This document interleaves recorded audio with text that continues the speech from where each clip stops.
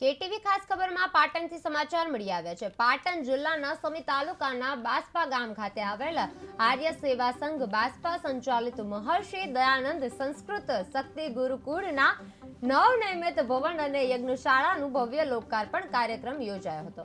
આ લોકાર્પણ રાધનપુર વિધાનસભાના ધારાસભ્ય લવિંગજી સોલંકી તથા પાટણ જિલ્લા પંચાયતના પ્રમુખ હેતલબેન ઠાકોરના હસ્તે કરવામાં આવ્યું। कार्यक्रम दरमियान आचार्य दिनेशजी, आचार्य प्रियराजजी और आचार्य चंद्रराजजी सहित अनेक महानुभावोए आशीर्वचन आप्या हता अने मोटी संख्यामां विद्यार्थीओ, वालीओ अने विविध समाजोना आगेवानो, साधु संतो तथा ग्रामजनोए हाजरी आपी अने कार्यक्रमने भव्य बनाव्यो हतो। महर्षि दयानंद संस्कृत शक्ति गुरुकुल नवनिर्मित भवनનું लोकार्पण તેમજ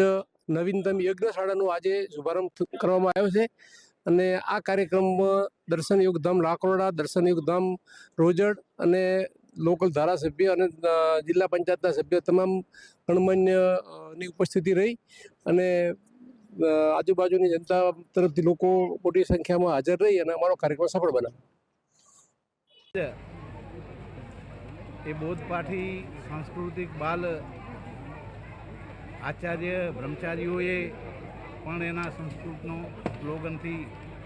એ અહીંયા મંત્રો ઉચ્ચાર્યા